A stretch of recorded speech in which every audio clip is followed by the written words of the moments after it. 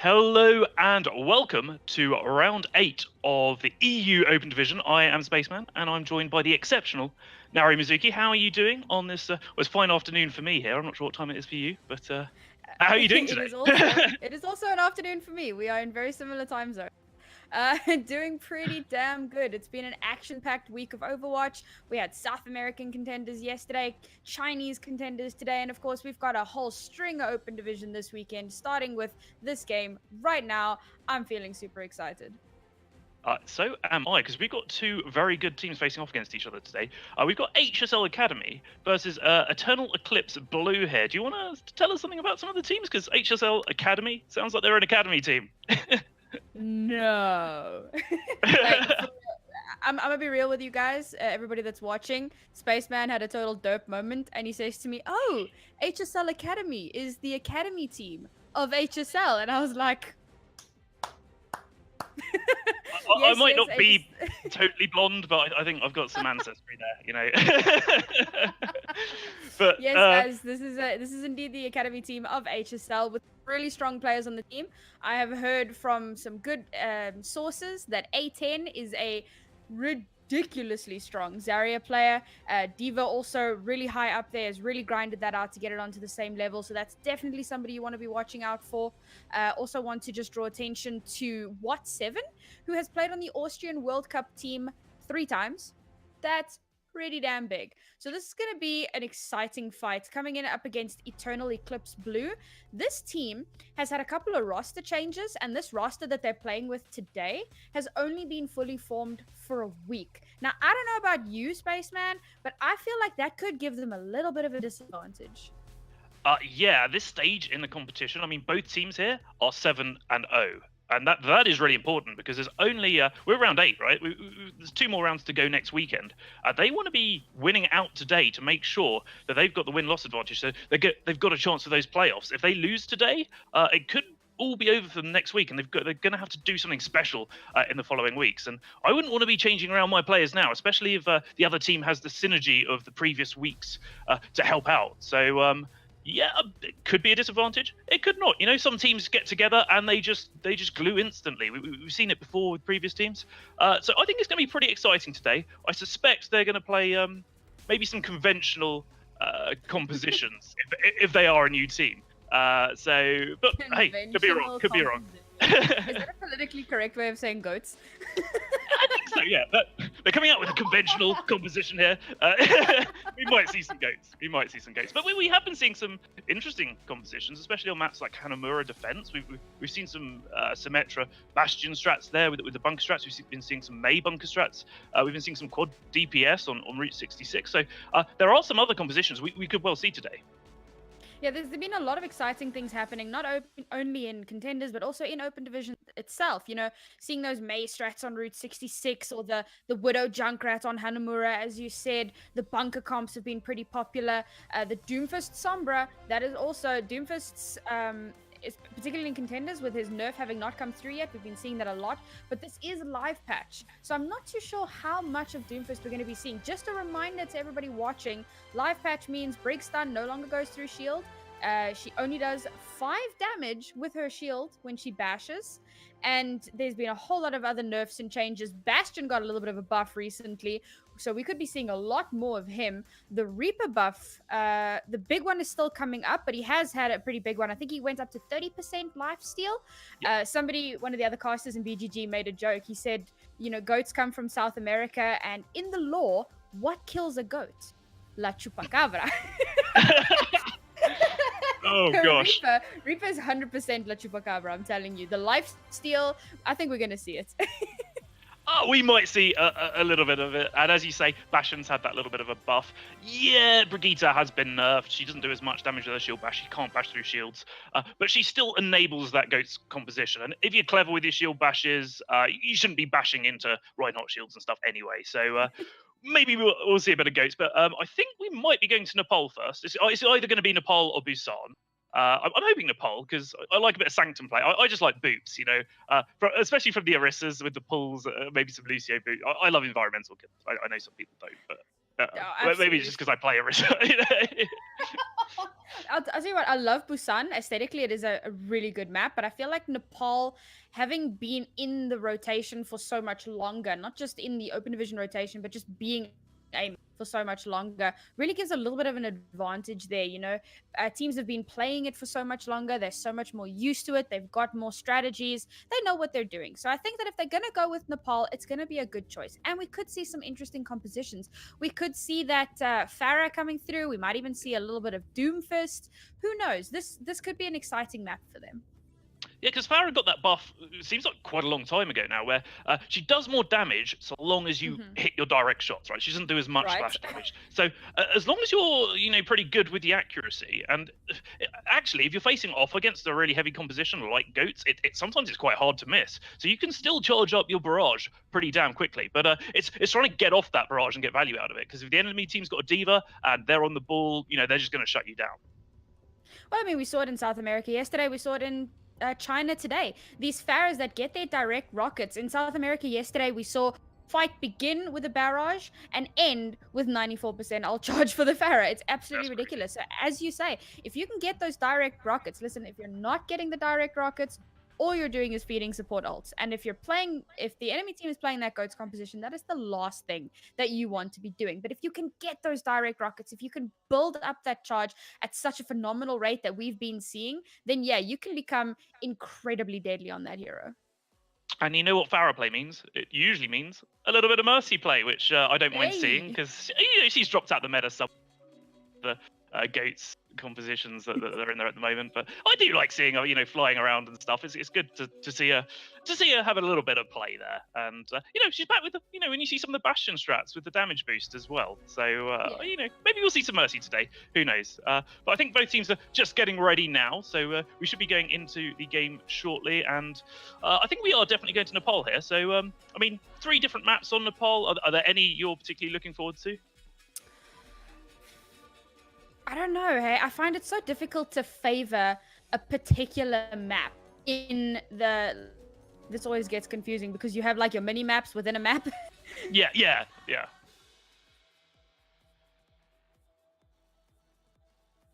But we are going to Village first. So I find it difficult to have like a. Oof. And yeah, we are at Village, so we're not starting off at Sanctum, which is my favoured map here on Nepal, just for the environmentals. Not so many chances of environmentals here, but we've seen a lot of what some of our desk like to call snoats or snow goats with the Mei. So maybe we'll see a bit of Mei. Hopefully. I mean, everybody knows how I feel about Mei. Mei is definitely one of the most underrated characters, in my humble opinion. But it seems to me like we could very well just see that Goats. Teams have been known for making these like debates where they pick the most outlandish heroes, and then as soon as the doors open, they all just like swap onto Goats. But I'm hoping that this isn't a trick and that we do actually see this Ashe Farah, because this is going to be an exciting match. Yeah, I love a bit of Ashe. More importantly, I love a bit of Bob. Yesterday. Hell yeah! Hopefully we see the same today. Oh my gosh, look at this. Both Farahs just firing rockets in the enemy teams here, just trying to build up their barrage first. And both teams just happy to poke out here. But Blipsy gets the first pick with a headshot on Tanumi, so it's going to be a 6v5. And that is even up as Punisher goes down to the rockets from Kaiser. Not missing those rockets very often here. That could be really important because the healing is down now on the side of the blue team here. On the side of it's Eternal Eclipse blue, so that's quite a coincidence. That was pretty huge though. Getting that pick off onto the Ashe was pretty good, but the counter pick onto the Mercy was huge. Getting that Mercy out of the fight creates so much opportunity for you. That's the biggest healer on Eclipse Blue's team. So once she's down, it makes it that much more difficult for them to push. It doesn't seem like they're doing much of a regroup at the moment though, but they're still managing to cap points. I mean, this is just chaos. There's DPS on both sides that are getting picked. I mean, look at Numi on this Ashe. Picking off his opposite number there, but had already got 2 or 3 kills. The point, yes, it is in favour of Eclipse. But HSL Academy is just pushing in, and Numi gets another 2k. They're going to be able to flip this. Listen, Chaos is exactly right. There was So much happening in so many different areas on this map, and it seemed like players weren't really sure where they needed to be. Thankfully, we had Numi popping off on that Ash and getting a lot of picks and creating openings so that they could pull the point back. But I think if they're going to continue the streak of success, they're going to need to play a little bit more together, because you can see at the moment they're still quite split up, and it doesn't seem like they really know exactly where to go. And I'm loving Numi on this high ground. Manages to get the headshot on his opposite number there quite early on in this fight, delaying Eclipse's push in to retake the point. So now they're regrouped. They're going to be coming back in. And they've got Def Potato on the Hammond, which is an interesting pick here, but it gives them this mobility. Def Potato having to wait it out, though, before he goes in. Now he's going in, looking to maybe cause some disruption.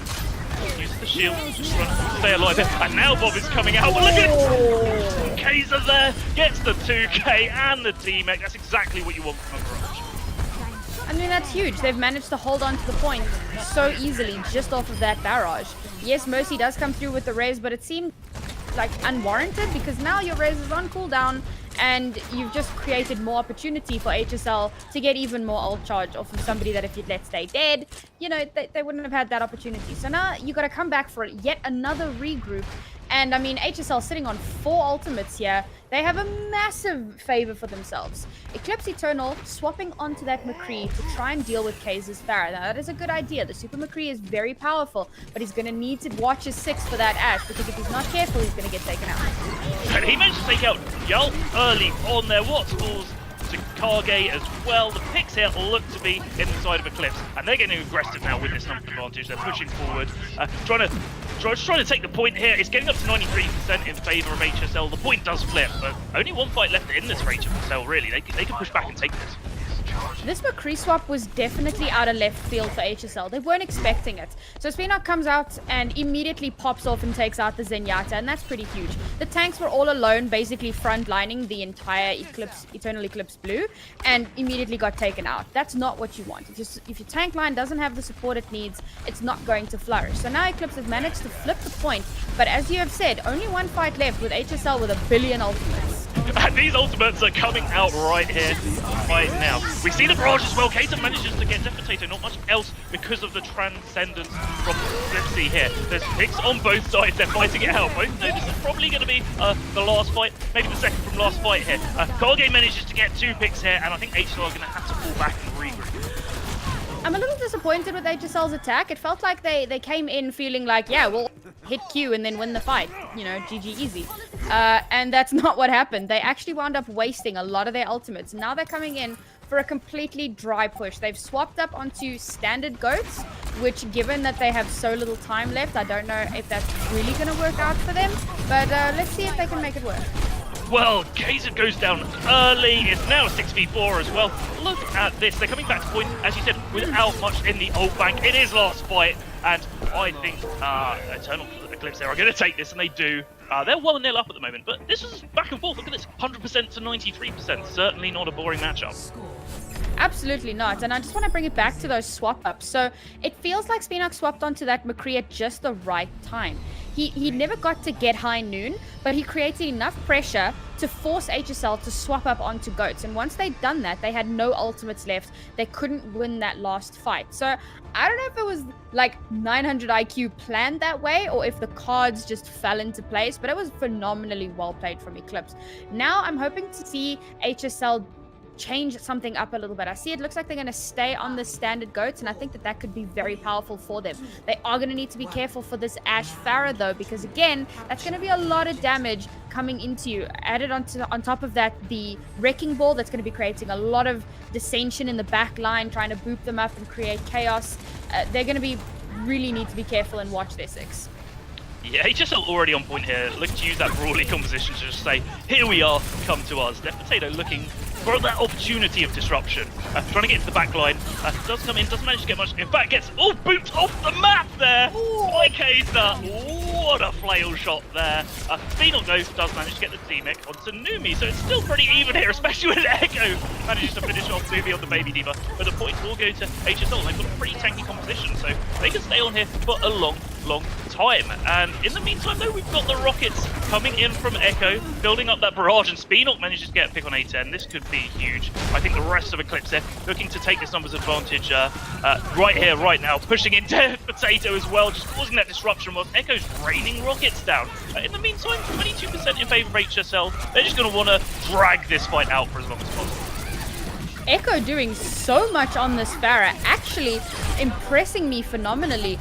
They're running this triple DPS, which I find really surprising, but it's really working out for them. The amount of damage that's coming in, and did you notice it? The damage coming in from all different angles. HSL is not able to deal with all the crazy damage coming from everywhere, and it's making them split up. And once you split up that GOATS comp, not everybody's benefiting from all of the heals, and that's what's creating the problem. So they're really going to need to try and make sure that they stay together as a team, deal with the targets simultaneously. And I see they've swapped up onto the Sombra, which could be huge, as well as the Widowmaker. They are sick of Echo's Pharah and they want to shut him down. But they've got a dry push now, surely. The amount of ults in the bank for Eclipse is absolutely huge. I mean, there's picks on both sides here, but I just don't think they can push in unless they want to push in now and just try and force some of those ultimates out of Eclipse. Well, forcing ultimates out is exactly what they need to do, because Eclipse is sitting on 5 of them. Zarya, we've just had the swap onto Zarya, so it's going to be a little while before we can see that ultimate, but 5 ultimates is huge. They've got massive advantage here, and they have point control. HSL really need to get it together, and that's a really good mine.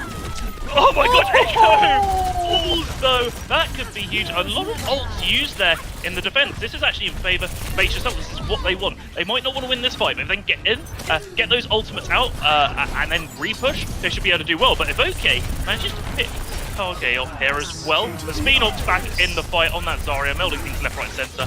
And plus, Eclipse now have the benefit of that transcendence for the healing. They're able to out-sustain this, but they have used their ultimates here. There was such a huge advantage for HSL there. Echo basically killed himself with his barrage. It was a 6v5. That was the perfect opportunity to really go in. They also managed to take out Cage on the Tracer, and still they were not able to take the point. Now we're seeing some interesting swap-ups. We see Echo on the Diva, so it's kind of like Goats-esque, but they're running with that Mercy. They're really just trying to... No, that grab! That grab was huge! Oh my god! Spinok, you beast! That was 900 IQ Graviton Surge. Just grabbing them off point so that it is absolutely impossible for them to touch. Well played. Some people call that a forced C9, but I mean, like that is crazy. That so 9,000 IQ. You love to see those sort of grabs, you know, because those are the grabs that win games. I mean, didn't even need to get a kill there; just keep them off the point. And we saw a nice little primal rage there. Great play of the game, but in my opinion, that grab play of the game. That grab was huge. And like before the second last fight started, it was basically when Spinok swapped onto that Zarya, and we were saying just swapped over, no ult charge. Everybody else has got ult, blah blah blah blah blah, and manages to get ult at just perfectly the right time, aims it so well. The Diva was unable to eat the Graviton. I think they weren't really expecting it. They were just kind of rushing on and being like, okay, we need to get on point. We already got a time. And there you have it. Grabbed off of point. Forced C9. Yes, chat. It's not an actual C9, but it was forced. So now I'm really excited because now we're moving on to Dorado. Dorado being one of these escort maps, it's very different. Control is one of those every dependent on every is huge because you need to get control of the point. Whereas on escort, you just need to kind of be touching it, and if you lose a fight at school, you come back. I mean, you're not going to lose the whole game in like a minute. Yeah, and we've seen a lot of... You don't have...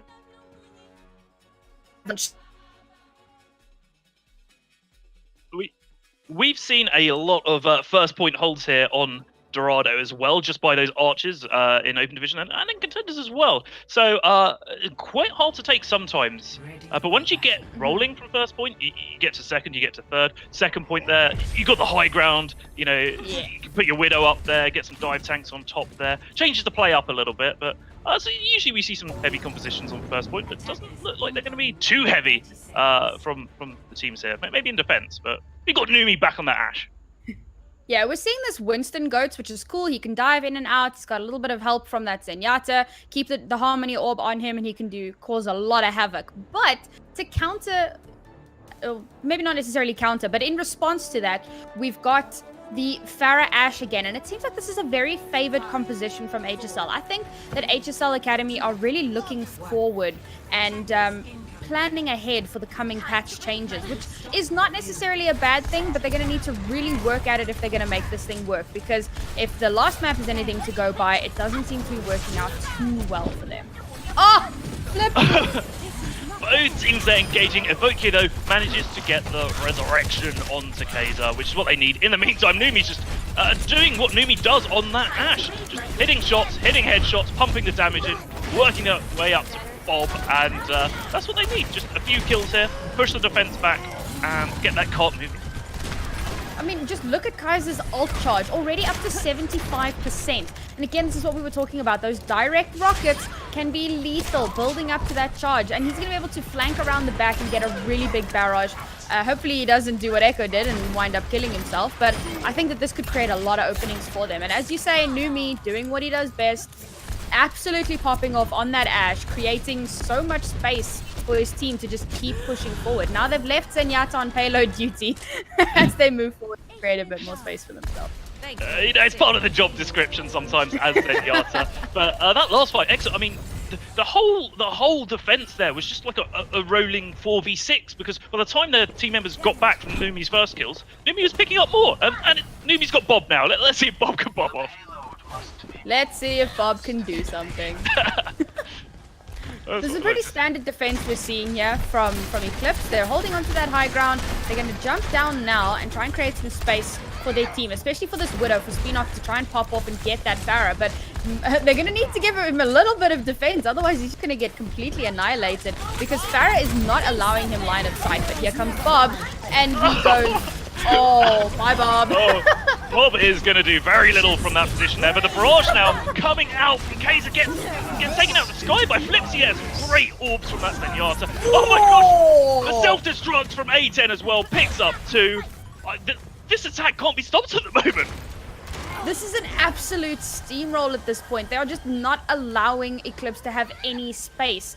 Eclipse is now swapped onto the double sniper with the Mercy, which is very, very strong. They are realizing the issue that is Kaiser, but Kaiser swapped onto Genji. Joke's on you, buddies. He's now going to just destroy your Mercy in your backline. And they're really going to need to try and deal with that. They've got the dive, though. They've got Winston to try and deal with that Genji. And I think that that's the perfect answer to it. But they got to make sure that he can actually get the picks. Yeah, Eclipse here looking for a last contest, trying to win out the fight stop. That cart getting to second point there, but they've already lost 3 members in this fight. We see the dragon come out, but too little, too late here. And this attack's going to keep going. Already up to second point with 5 minutes to push to third, and immediately Numi getting a pick onto both tanks. Both tanks going down. I mean, Numi on this Ashe is an absolute beast. This is probably the biggest issue they have right now. Kaiser on the Genji, look, his ult charge is also ridiculous. Already up to 83, and he literally just swapped off. It seems like these 2 DPS players are really a huge pivotal point for this team. And if Eclipse is going to bring this back, that's really what they're going to need to focus on. They've swapped now onto the Goats to try and deal with this Genji dive thing. Hopefully they can make it work for themselves. Slightly better place Bob as well. Trying to do now, because the blade is coming out. There's a transcendence in return though from Flipsy, trying to keep the rest of Eclipse alive here. Numi managing to get the DMEC. Bob not doing too much other than causing a bit of a distraction perhaps, and for now the attack has floundered. HSL Esports just looking to get a few picks, trying to get the advantage here, pump in the poke damage as they've got the range advantage with their DPS here. And look at this, they're on the high ground. They're just using that Tesla cannon to try and cleave the enemy team there, build up his primal rage, try and get some picks, look for some targets as well. And HSL just happy to charge their ults there. Wait until they've got another blade, another Bob, go in there. And here is the blade in the corridor there as well. Punisher though! Another blade. Kaiser, no value whatsoever from that blade. And now look at this, Eclipse getting aggressive. They know they've got the advantage, they want to finish this fight up quick. Eclipse playing so well there in that little room next to the cart. not coming out into the open where they can get picked off by Numi. Numi did manage to get a pick off onto Flipsy, unfortunately, but for the rest of the team, they were managing to contest Cart without being out in the open. Flipsy getting up to 50% ult charge in the same amount of time that it took Kaiser to get another Dragon Blade. But despite the Dragon Blade, Eclipse managing to hold on really strong, really fast. We've got HSL now swapping onto a full GOATS composition, this time with a lot more time than they had on the last map on Ilios. Now we're seeing them come through. They're going to have a lot of time to build up their ultimates. Payload is slowly moving back, but they are not too concerned. They're just going to put a lot of pressure into Eclipse, clean them out, and then safely ride the payload home. Yeah, I like the hero switches here. Always the plan. I like the hero switches here from Aegis. They've gone Brawly. They're coming in though. Oh my gosh, was that grab? Oh my god, no pressure point.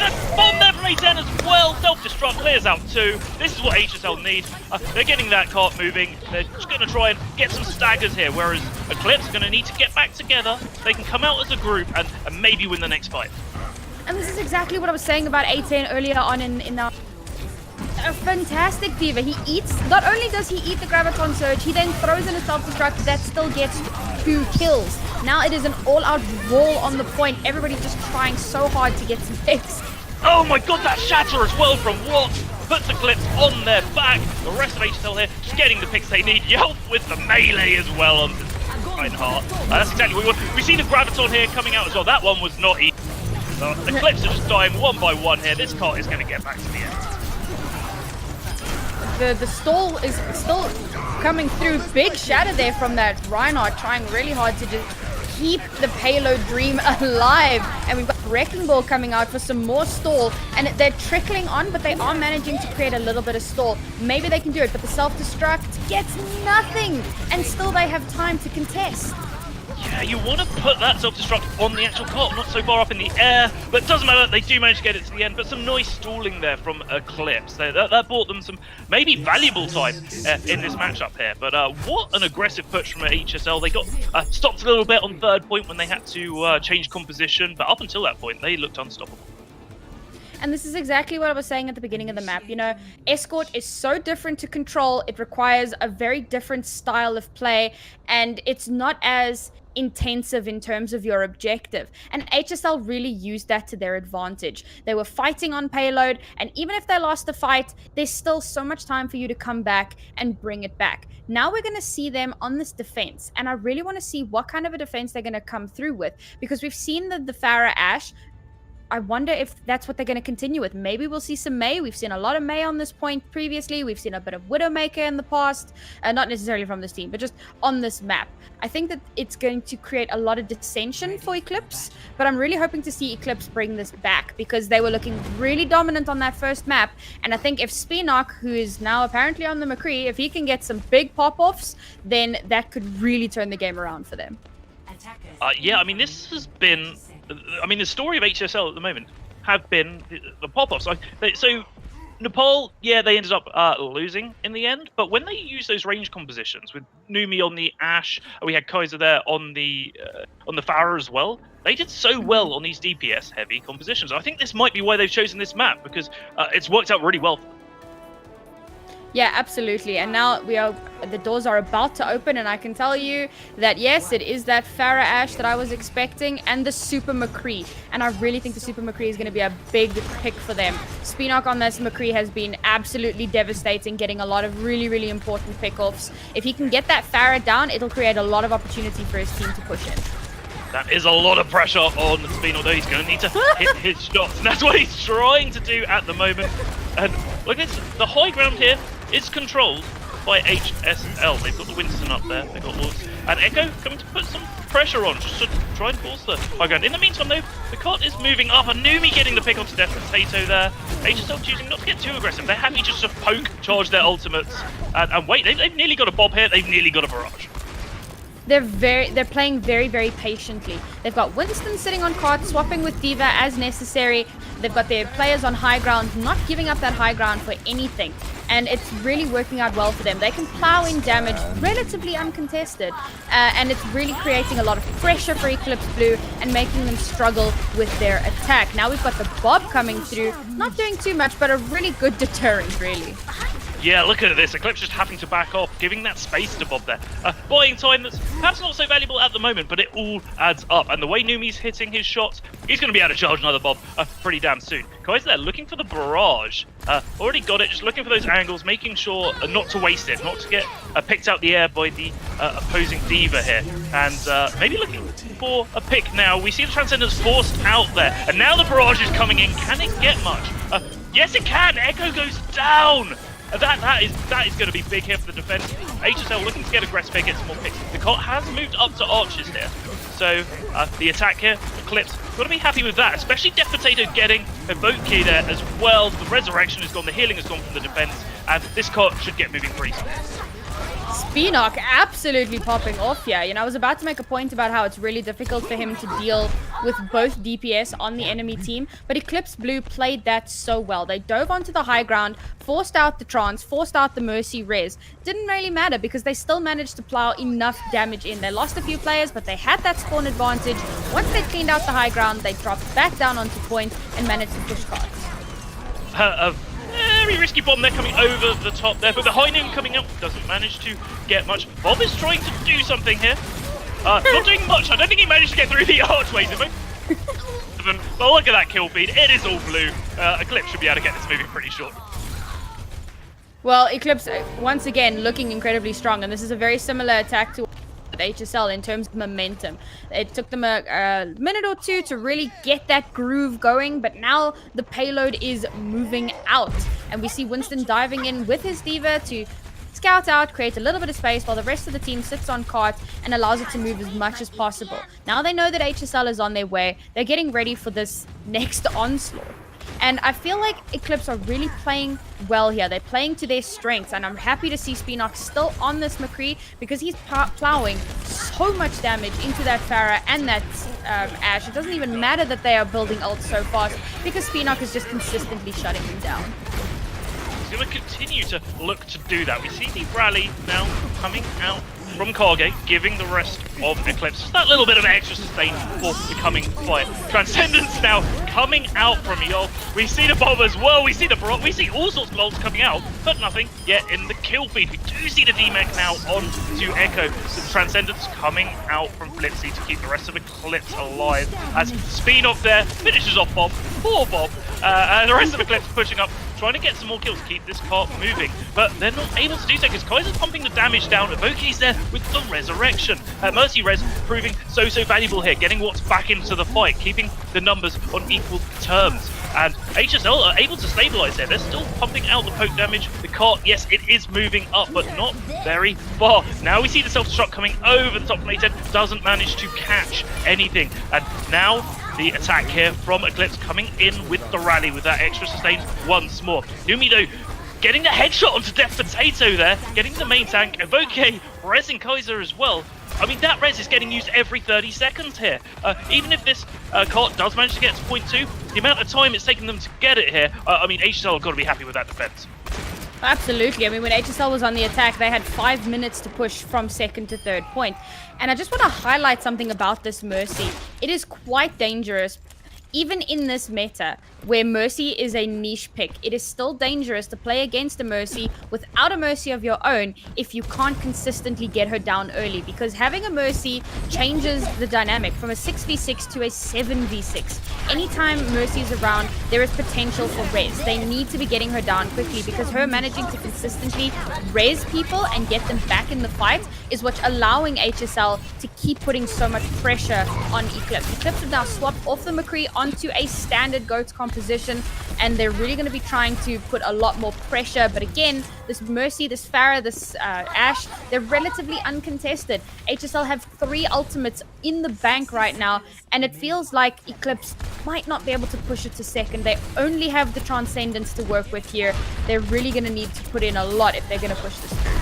Yeah, it's less than 60 seconds left on the clock. Death Potato goes in, but gets taken out by the rockets of A10. And speaking of rockets, we've got Kaiser still in the air, just pumping the damage in. Already has barrage here. Look at all the ults for HSL. I can't see Eclipse doing this at the moment. They're going to have to do something spectacular. Well, like I said, all they have right now is the Transcendence. They might get beat. They might get the rally. They might get the Primal Rage. if they can get a little bit more damage into HSL. But at the moment, they just have that Transcendence. I think the best thing for them to do would be to maybe Trank now on the engage. Never mind, immediately a pick off, and that's probably it for Eclipse. And now Bob is coming out and nails to the coffin. Bob trying to do something, trying to get his name in the kill feed there. This is going to be really tough for Eclipse to come back from. It is in overtime now. They need to keep something apart. They need to get kills. In the meantime, what's his Primal Raging? Just knocking everyone from that cart. We do see Spinock back on the Wrecking Ball here, just trying to keep that dream alive. But there's a Transcendence coming out from Yell, keeping the defending team alive here, keeping HSL alive. They just need to get these kills. They just need to clear a Tracer from the point, and Tracer does go down. It's still in overtime. And, oh my gosh, Wrecking Ball just gets, I think, knocked away there at the very end. And we've got a series on our hands. Absolutely. I mean, I believe the score now is 1-1. And, wow, both of these teams looking so strong in their own ways. HSL not looking too great on that first map. Eclipse really brought the fight to them. There was hardly any resistance. It seemed like they were just going to steamroll through. Then we come up onto this escort map, and suddenly HSL are alive. They are not allowing Eclipse to do the same thing again. They're making the right swaps. They're making the swap-offs in time, and that's really something that I want to point out about Eclipse. They ran that McCree, I think, for a little bit too long. Yes, I praised Spinock on his McCree and how much he was putting pressure into the Pharah and to the Ashe, but it's just not enough. One person cannot do enough to counter an entire enemy team. So Eclipse Blue, yes, absolutely run that McCree because Spinock is a beast, but maybe add something else to that, another DPS or something to help bolster the attack that you have, especially when you're coming up against a Pharah and an Ashe as strong as Kaiser and Numi. HSL looking incredibly strong, but again, Hanamura, similar to Control, this assault type map, you've got to get control of two separate points, but not as cut and dry. We've seen a lot of full holds on these first points of assault, and sometimes we see the second point barely ever gets touched. So I'm excited to see what compositions we're going to see coming through here. We've seen a lot of Widow junk, we've seen some Ashe junk, we've seen some Widow Ashe, we've seen Maze, we've seen Wrecking Balls, we've seen Doomfists. There's so much potential for good compositions here. So I want to see what we're going to see from these two teams. Yeah, I like the map bit here from Eclipse because they know that they seem to be a little bit more comfortable on the heavier Goats compositions. And I think the other map choice here would have been Volskaya, which just has a few more open sightlines, especially on second point. So I think they want to go heavy, get aggressive here, and yeah, I mean, look at the compositions here. Yeah, absolutely. This defense, I'm loving it. Everybody knows what I think about Mei, and so we're seeing the 3-2-1, which a lot of people call the Snotes, but guys, it's not Goats, it's a Mei. This is a 3-2-1, and I love it. The potential to wall off one or two players and absolutely destroy them before they can get through choke and completely shut down the attack, that's going to be huge for them. But having the Sombra potentially causing mass havoc in the back line added to, not Sombra, never mind, that was just for scouting. The Ashe will be plowing a lot of damage in again. HSL really, really like this composition, and I can see why it's been doing a lot for them for this entire game. Yeah, HSL here on the defense, just taking the rockets from Echo, not able to do much, having to fall back. Flipsy does die though, so 6v5, I think he's going to need to regroup. Oh goodness, yes, I completely messed that up. HSL is on defense, they swapped sides. Ha! Yeah, Eternal Eclipse Blue, no longer blue. They are the attacking red team, and they've really got a tick here. Yeah, this massive back cap that seems to have gone unnoticed by HSL. Maybe they just weren't too concerned about it. They wanted to focus on what was coming through choke at the time, but for whatever reason, they ignored the back cap, and they have suffered for it. Now there is massive snowball potential. They're already at the second tick, and they're waiting for this Lucio to respawn. Lucio just having respawn. So there's a lot of potential here for them to just roll straight through. They don't have any ultimates, however, so I'm expecting to see a little bit of a dry push just to get those ultimates up, and then a massive push straight onto point. But HSL have swapped onto this Widow, once again trying to deal with this Pharah. Numi has proven to be quite adept at these hit scan heroes, so hopefully he can get the picks that he needs and shut down the attack before it can steamroll through. Tater here, already on point, putting that pressure on, but is punished by A10 for it. And Cargate managing to pick Numi, so it is 5v5, but spawn advantage in favour of the defenders here. So I think the attack's just going to be happy to poke, charge up some ultimates, and come back together as a 6. Absolutely. I mean, already we've got Eternal Eclipse on 3 ultimates. They're going to have 4 any minute now. Oh, Numi, you beast. Okay. Or not. I mean, headshots like that, if you can hit those on Widow, which Numi obviously can. Another one. Oh Numi! my gosh, Numi! They have families! Numi, oh my gosh. Was it Numa Numa A or whatever that song is? That's all that's going through my head at the moment. But all that's going through the enemy's head are those Widow bullets.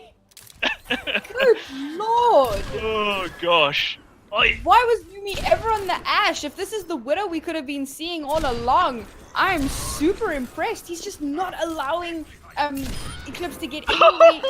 Another one! Nah, I'm done. I'm dead. Another one. Like, oh this game is just Numi versus Eternal Eclipse. The rest of his team are sitting waiting for an opportunity to use an ability, man. Somebody please, I hope someone's clipped that, because that, oh my gosh. That is what you love to see it, if I can use that term, but oh my gosh. Hell yeah. Oh. Right, and okay, Numi back to the game now. Yeah, Numi's still looking for those headshots though. Not even concerned about having a shield or a DM. He's just sitting pretty in that high ground, and it's like Eclipse are struggling to get any sort of momentum to want to push forward. Ah, here we go. Something's happening. Yes, they need to put pressure on Numi here. They can't allow Numi to get those shots. Oh, that wall just stops them going in. It stopped Bob as well. Oh, poor Bob. And now the Shatter as well coming out from the defense. They're pushing forward. Numi's in the kill feed again with another headshot. But look at that. All blue as well. Fantastic, fantastic defense from HSL. I'm smiling from ear to ear. This defense has been ridiculous, but so amazing. Once again, Numi and Kaiser doing so much work on their DPS heroes. And this has been so much fun to watch, although I imagine it's not as much fun for Eclipse. Eclipse really need to focus on what their strategy is going to be right now. They stood and waited for so long after Numi got those headshots. They gave up so much time. They still have a little under 4 minutes. They're going for this right side rotation, which is pretty popular. They've swapped up onto this GOATS composition, minus not the Winston, but the standard GOATS composition. They have Transcendence. Hopefully they can do something with that, because they're running out of time here.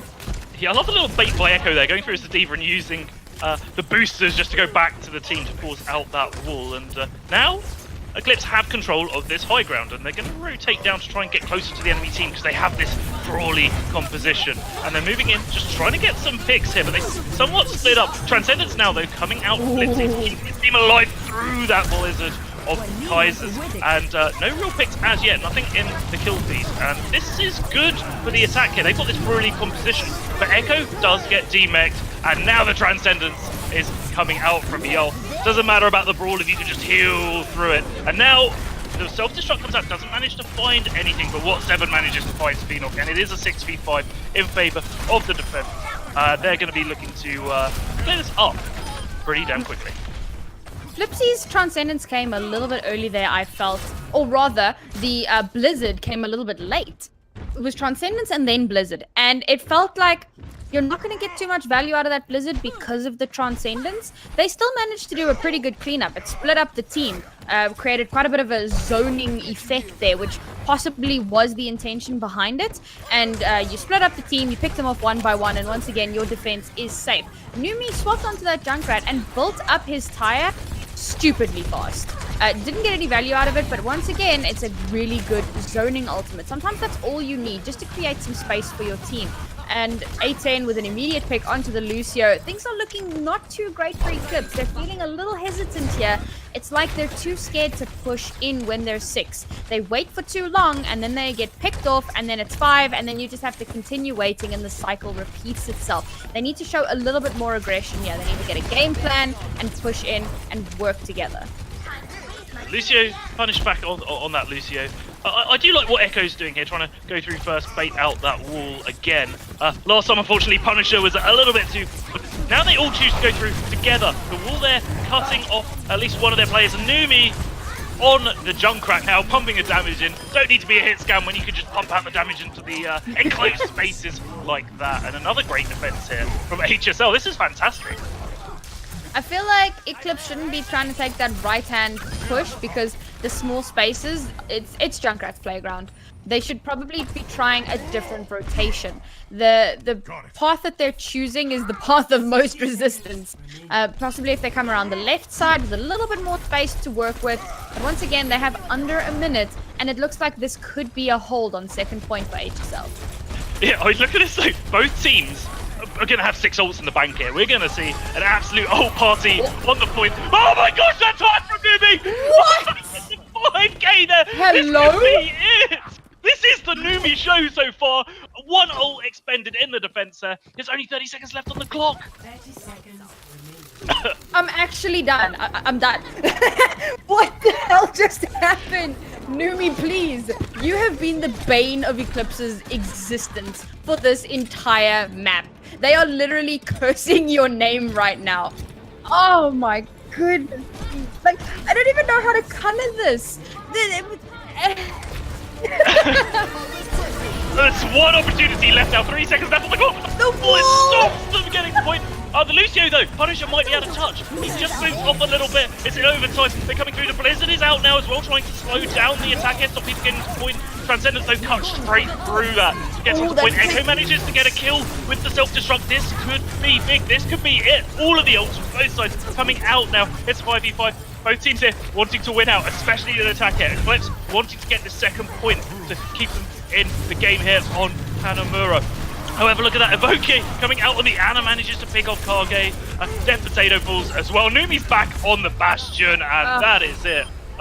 This has been one of the best games of Open Division I've watched so far. Just for the crazy plays of Numi.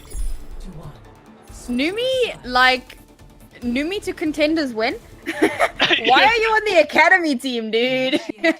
You have absolutely popped off on this map, and not just this map. I mean, Numi has been showing his stuff for this entire game, from the first map right through to here. Has just been, as you said, the Numi show, and I feel like Eclipse needs to be putting a little bit more resources in dealing with him. And it seems like on top of everything, his hero pool is pretty damn wide. We've seen quite a few DPS heroes. We've seen the typical GOATS heroes. This is somebody that can play just about anything at a damn good level, and it's creating absolute havoc for Eclipse. But now, Eclipse have an opportunity to redeem themselves. They are on defense now. They have a chance to really try and pull through with that full hold. We've seen them hold on a capture type point in the control maps on the first map that we saw. So I believe that they can pull this through, but they're going to really need to pull together with some massive teamwork here. They're running the monkey goats, which again, it gives them a lot of mobility. It gives them a lot of dive potential. But, oh, I don't know. And the Moira goats, I'm also a little wondering about here, because Moira's goats is only really good when you're rolling out against a team that isn't on goats. If you're rolling out against a team with Zen goats, obviously they don't know that the team has Zen goats right at this second, but it is a little bit of a disadvantage. However, the plan is probably to steamroll through as quickly as possible, not really take any damage, and get the point. Yeah, maybe the defense here thinking Numi might be on a hit scan DPS hero. Now they've realized the attacking team at HSL are on this Moira goats, and they're rotating here, trying not to take too much poke damage. They want to engage when they want to engage, and they're waiting for the opportunity to do so, and they're going to be coming out now with all of their cooldowns, looking to get a few early picks here, use their aggression, get onto point, expend those cooldowns, get some kills with those cooldowns. That's exactly what they do. Spinoff goes down. However, Yalp is down. That's a lot of healing lost for HSL, but it might not matter because A10 is just melting things with that Zarya being such high charge already. They're happy to just keep fighting it out of point. That Moira is going to be able to get back to point pretty quickly with her shift ability. And both teams brawling it out. Already Primal Rage up for Death Potato. He didn't get some environmentals, get some kills, but A10's the one getting kills at the moment. Again with that super high charge Zarya beam. Numi on the Diva this time round, no hit scan hero, does get in the kill feed with Death Potato there, and they're going to take that point pretty quickly. The rotation that HSL used here is one that I really, really enjoy because it provides so much cover for them. And the few places where you might take a bit of damage, like on that bridge on the top or moving from the choke through to the stairs, you can negate most of it with the Reinhardt shield. So a really good rotation there for cover to negate a lot of damage. They push straight onto point and now they're going for the steamroll. Yeah, going for the steamroll. The grab comes out. The self-destruct from Numi too. He can play tanks as well. What can this guy not play? Gets the D-Mech with that self-destruct as well. We see the Coalescence coming out. We see the Spot coming out. The attacker just looking to snowball, get those kills. And that is it. My Wow. Numi, dude. What an absolute beast of a player. His positioning was great, and also you got to give it to some of his tanks as well. I think there was some great peel for Numi as well. They really enabled him to get those shots, because when you're not under pressure and you can just, you've got those sight lines as Widowmaker, it's a lot easier. But look at this tire. Here it is. Oh, that is disgusting. Oh man, like that's you just don't see that type of like really brazen style of play where you're waiting right next to the choke for the opportunity to just toss your tire in there and eliminate the entire enemy team. You don't see that, and that's why it works so well, because the enemy team is going, what the heck just happened? How did we get caught in that? Now the score 2-1 to HSL as we move into Numbani. Now this is do or die. As we know, this is a best of 5. If HSL take this map, they take the series. But if Eclipse can come through and take this, then we will go to a map 5. We will indeed. And you know what? Before Hanamura, I was going to say this is pretty even. I couldn't call it, but Hanamura was just such a dominant performance from, mostly from Numi. Because I'm going to say that. The team worked so well together. Actually, one thing I haven't really touched upon yet is it's just a coordination. They're working together as a team, which is absolutely fantastic. And you absolutely love to see it. But they're going to Numbani now, which is the pick of the losing side. So interesting, because there's so many good sight lines here for Numi. Right? Like they're just giving him the opportunity to get on that Widow and create more dissension in the backline. But there might be a strat behind it. Who knows? Maybe they're going to come through with something really exciting. We might see this attack Bastion that we've been seeing a lot recently. Now with his new buff, you get the Orisa, you get the Bastion, you rotate up onto high ground and just decimate everything. That could be the plan. It could be. Let's wait and see what happens here, because there's got to be a reason why they've picked Numbani, right? You don't go into Open Division at this level and not have strategies for the maps, not have plans for maps, and not have reasons why you pick certain maps when you've lost the previous one. So advantage perhaps in their favour, because they should know what they're doing here. Well, once again, we're seeing HSL with the Pharah, Ashe, Numi. We're expecting you to pop off again. Kaiser with his ult charge. I can't talk up these players enough. That the whole thing with Open Division is creating opportunity for players to get spotted by contenders, scouts, and possibly move up through the ranks. And these two players, these are players that really need to get the opportunity to move up. And it looks like we are going to be having the dive goats. Okay, I like it. I can see this working. Dive goats from Eternal Eclipse. And I can imagine their comms right now. Where is Numi? Where is Numi? We've got to get to him. They've got to be careful of Kaiser there, who's just in the air, pumping down that Savage again. That Pharmacy working out so well for some of previous rounds as well. Numi, though, first one to get a kill in the kill feed. A10 on the Diva as well, just getting aggressive, knowing they can push forward, and the offense are going to have to upset. It feels like Eclipse's dive is a little bit messy at the moment. They dive in, but it doesn't seem like they have a clear plan, a clear objective of what they want to do. So important when you're running dive comp, pick a target, everyone dives it. Everyone. Now we see the swap off onto the McCree, and that's going to be important because again they're going to try and have Spinock dealing with Numi and Kaiser. But as I said in the previous map, it's going to be incredibly difficult for him to do it on his own. Oh, the barrage! The barrage comes out and gets 2 with the DF3. That's basically a 4.5k there. That is shuts down an attack like that. Oh gosh. I mean, you've got to be looking out for that if you are your team's Diva, right? You've got to say they've probably got barrage here. Where the hell is that? Absolutely. Where the hell is that Pharah? Kaiser out here like Noonie who.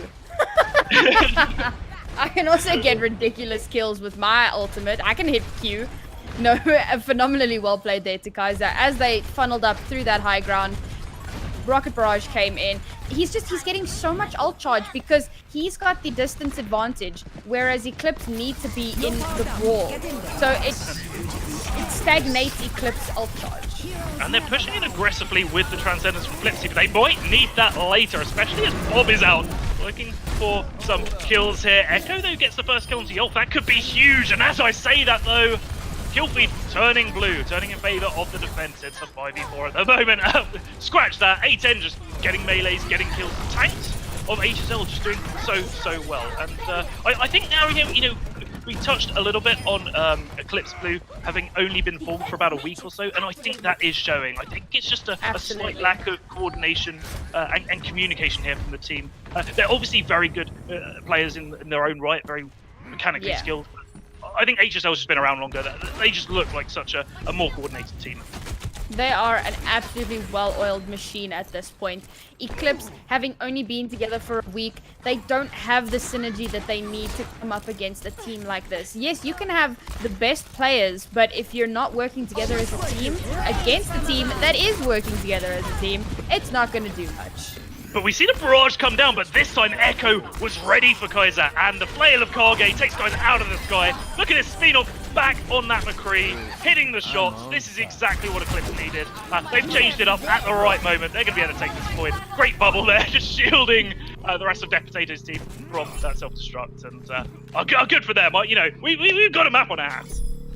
Excellent push there. Managing to completely defuse that rocket barrage and get a couple of picks. It created all the opening that they needed to take this point. Now they've got 3 minutes to push to first point, but it doesn't look like HSL are going to want to give them too much space to move. They're going to be holding right here at this corner, trying to stop them and deny them any space at all. There is a little bit of an ult advantage for Eternal Eclipse at the moment, but HSL, they've proven that their ult charge can be absolutely ridiculous when need be, so I don't think that that's going to be too much of a problem here. They are managing to hold their own quite well.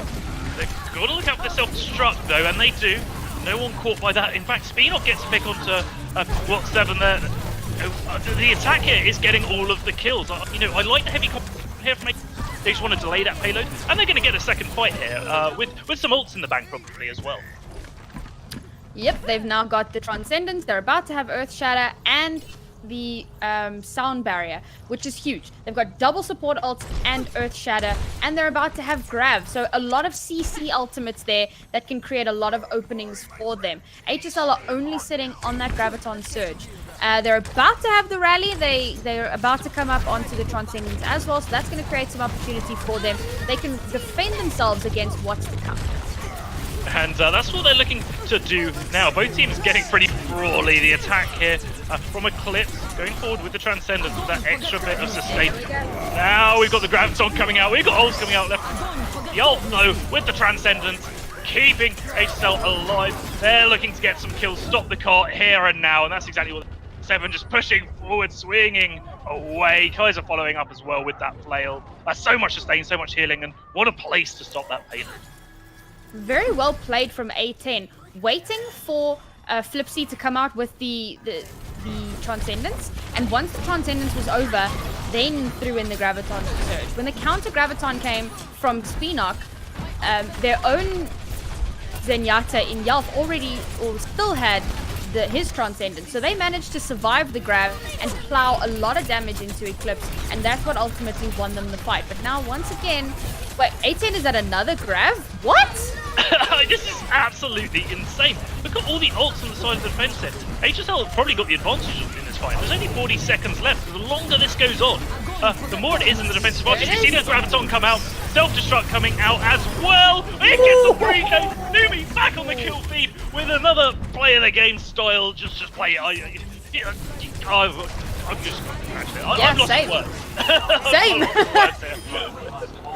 Professional casters, by the way. It's just crazy. You do not see this often in games. This has just been fantastic. Numi needs to get picked up. You're absolutely right.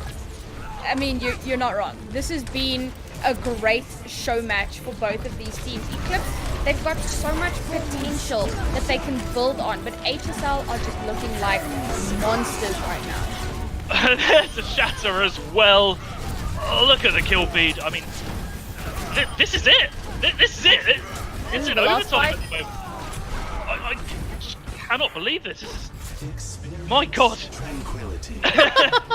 My God. What a great place to stop this. It is not over yet. Eclipse still in the game, still have an opportunity here, but they're going to need to do something special. They're going to have to adapt and overcome here. They're going to have to do something a little bit different. They're really going to need to pull out something surprising, something that we haven't seen before. They're going to need to really pull up their socks and, I don't know, do something amazing. Coming up against Numi and Kaiser has just been so difficult for them. And not just Numi and Kaiser. I mean, A10 has been doing so much. Yolf has been getting picks. The support line has been really phenomenal. The whole HSL lineup is working together like a well-oiled machine, as I said earlier. And now we've got Eclipse that are trying their best. They've got a phenomenal DPS player in Spinock, but it doesn't feel like it's enough.